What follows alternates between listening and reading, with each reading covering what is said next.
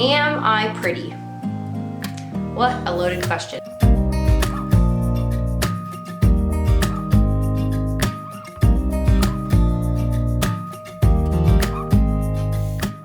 Am I pretty?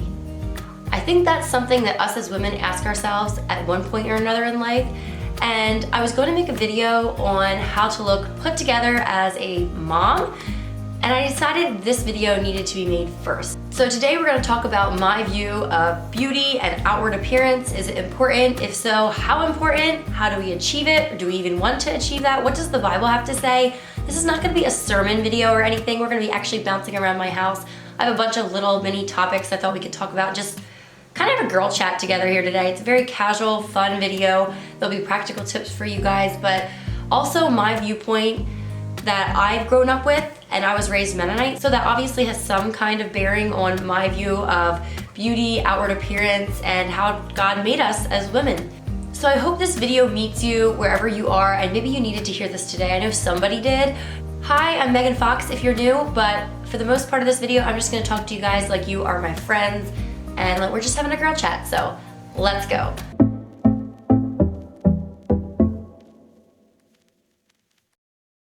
Okay, so I'm in my car here, I'm about to head out the door, and I thought it would be a good time to chat about our public appearance, and yeah, just a couple thoughts on that. Now, I grew up as a Mennonite, and so we look a little bit different, we dress a little bit different, and so we stand out. Now in my area there is a lot of Mennonites, but we still are obviously Mennonite, and yeah, we stand out. And so yeah, it's a little bit harder to just blend in with the normal population, which is totally fine, but that means I also grew up pretty aware of the fact that I am a representation of what it means to be a Mennonite.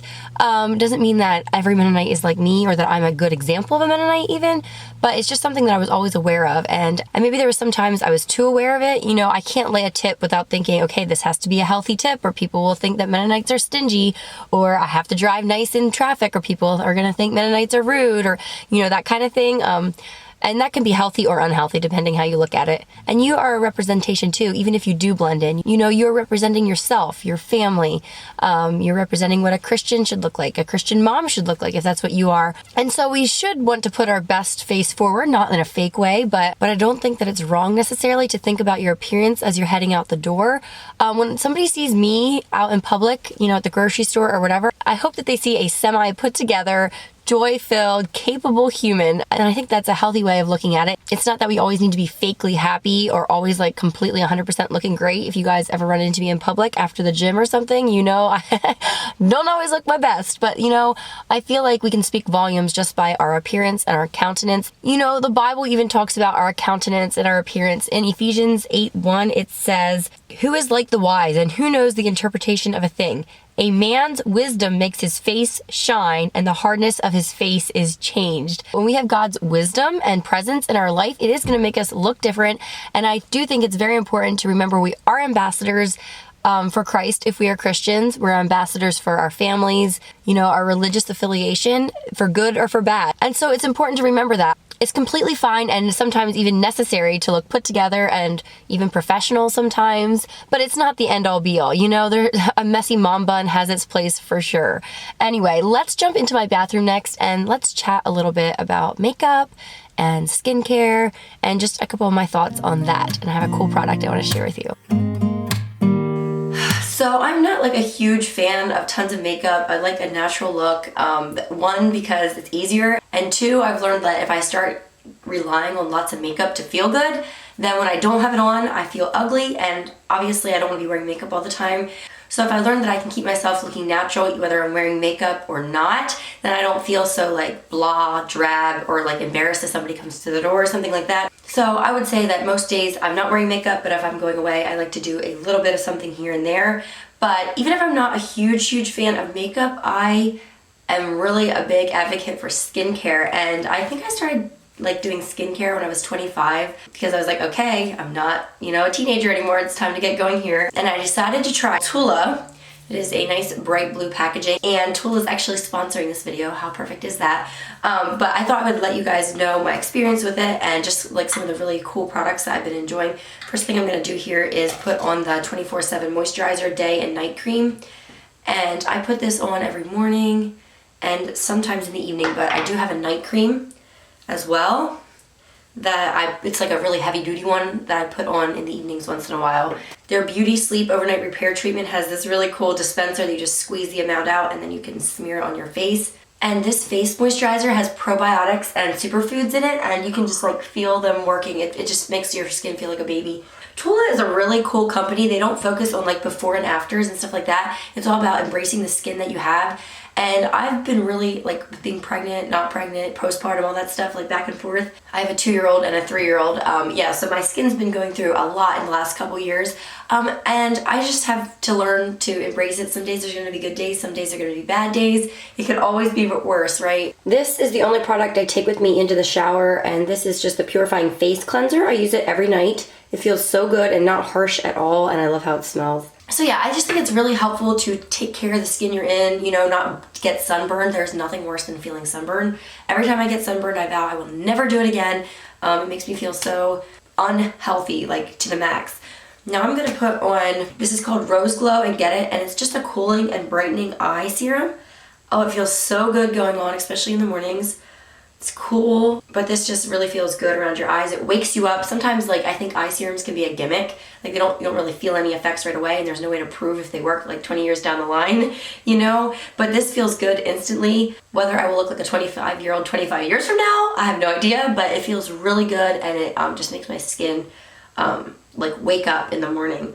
TULA is a doctor-founded, clean and effective skincare and wellness brand where 100% of their products are formulated with probiotics and superfoods, and it says that right there on each of the packages. And TULA was founded by a practicing gastroenterologist where she noticed that when people were on probiotics, their skin was so much better, and she thought to put probiotics into her skincare. And so I think that's really cool. She's actually a mom too.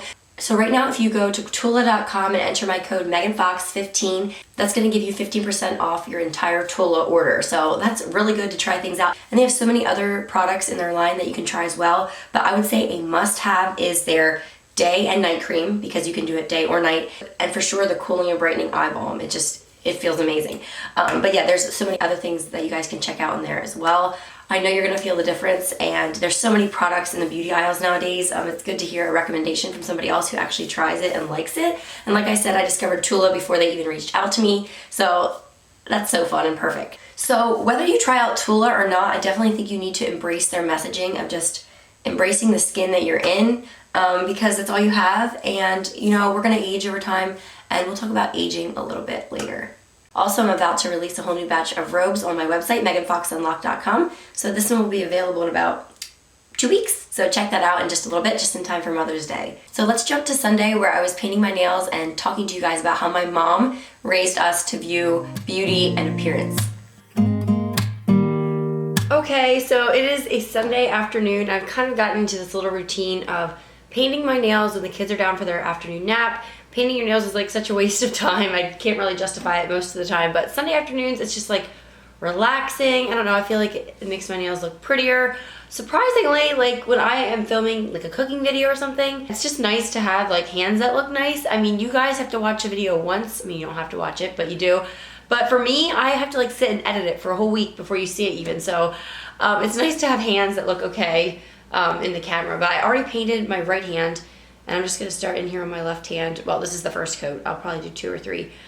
This is the Sally Hansen birthday suit color. And I can link some of my favorite colors down below. I like the gel-like nail polishes. Anyway, sorry for my voice. I just got back from a ladies retreat weekend. It was so fun. But I lost my voice a little bit, and I have bags under my eyes because, yeah, you know, you don't sleep a ton at that kind of thing. But I thought it'd be fun to chat with you guys about the next topic while I painted my nails here. And I hope this is not the video that my mom decided to watch, because she's gonna start to squirm here a little bit. The Bible talks about how a virtuous woman, her children will rise up and call her blessed. And that's what's about to happen right here. But I feel like my mom handled the whole topic of like beauty and appearances so well. I have 3 sisters, and we all have completely different body types, so it's 4 girls she had to raise.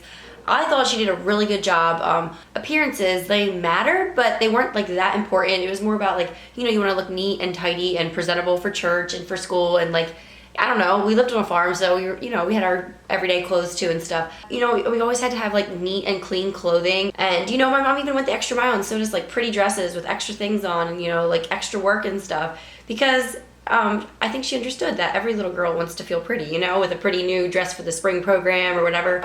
But it was always more important. My mom would say it all the time. It does not matter how you look if you're acting ugly. She would say that all the time, and that's absolutely true. I want to pass that on to my kids. But just like with the whole, like the way she treated herself, she had 4 kids in my lifetime because I'm the oldest of 5 children. And I don't ever remember her like standing in front of the mirror glaring at herself, you know, 6 weeks after she had a baby or anything like that. I just feel like she modeled that really well. She didn't beat herself up or talk badly about herself. And I noticed that's something that I can do sometimes. And now that Evonnie's getting older, I need to nip it in the bud. There's sometimes I will say to Josh, I'll just like say, I feel fat today, or I don't feel pretty, or I feel ugly. You know, I feel that way. It's just my way of saying I don't feel great. I don't feel my best. I don't feel very attractive. And he's always does great at reassuring me and everything. And I've noticed that as I've gotten older, I'm 28 now, I can't believe that, wow. I noticed as I've gotten older that I dress up or like try to look pretty more for myself. Which sounds really odd, but you know what I mean? Like you just feel like you're presenting to the world your best self. I don't know, it makes me have a better day. It makes me feel good. And then of course, I mean, there's times where I like to dress up for Josh too. I want him to be proud of his pretty little wife or whatever. That sounds funny, but I'm sure you guys all have the same feeling, you know? But I remember as a teenager, it was all about appearances and like you were meeting people all the time. First impressions were like so big of a deal. Comparison was a big thing, you know, as a high schooler. And I definitely had lots of like insecurities and stuff as a teenager, but it definitely was not as bad as it could have been. I actually feel like in high school I was more worried about my personality than my looks a lot of the time because I can be very chatty, very loud, very like, especially when I was a teenager. I have mellowed out some since then, believe it or not, but I would always be very self-conscious of like just my personality and how I felt like some of my friends who were more quiet and stuff, it was just seemed so much easier to be like a good Christian girl if you had like more of that type of personality. So that's just the memories I have from being in high school. But those were obviously, I think middle school, high school were the roughest years for me in like the whole appearance department. One, I was kind of an ugly duckling at first. I kind of grew up a little bit. You know, I had braces and glasses there for a while, but I think around 9th grade I got rid of both of those. And so then I learned how to comb my hair better myself and everything too. You know, like when you're a teenager and you're just so self-conscious, you know, you take a class picture or something and you're just not happy with how you look and you're sure everybody's gonna be looking at you and making fun of you or just like talking about you behind your back or something. You're not that important. And I've told my little sisters that already and stuff too. Like, it sounds kind of crass, but to be honest, everybody else is looking at themselves and thinking their hair doesn't look good or whatever, you know? And I just think that whole concept was modeled pretty good in the home that I grew up in, which I know I'm very blessed in that department. But yeah, I really want to do that again with my daughter as well. Like, modeling is obviously way better than teaching. You know, they learn by our actions. And so that is a goal that I definitely want to keep working on, showing my daughter and my son what a feminine woman looks like, but also not being like obsessed with always looking good and not always commenting on my appearance, you know. Anyway, that is the second coat there. So I think we will move on to the next portion of this video. I hope you understand where I'm coming from there. And I hope that if there's any of you younger ones out there that you can kind of take that to heart. So here are my nails. They're still drying. Very pretty, pale, like almost not noticeable color. It is called birthday suit after all. But yeah, it'll just make my nails stronger.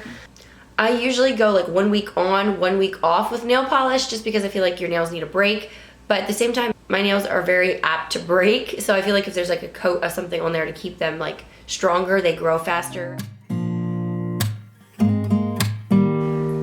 So we were talking about skin a little bit earlier, and skin is definitely one of the first things to like betray our age. And so I thought we'd talk a little bit about aging and aging gracefully while I make myself a tea here, and green tea is really good for your skin. So taking care of your skin is definitely very important. I mean, it is the only skin that you've got, and there are certain foods that are really good for your skin, and one of those is green tea. So I thought I'd make a little green tea recipe here with you guys when we talk about aging and aging gracefully. You can make a hot version of this, just add some honey. But I don't drink hot drinks just because I don't like them. What I'm actually gonna do is just take a green tea packet. This is Trader Joe's organic green tea. And I'm just gonna put the bag in my ice water here. And then I'm just gonna take a couple mint leaves. I think maybe like 5. Okay. And then I already have some cut up ginger over here.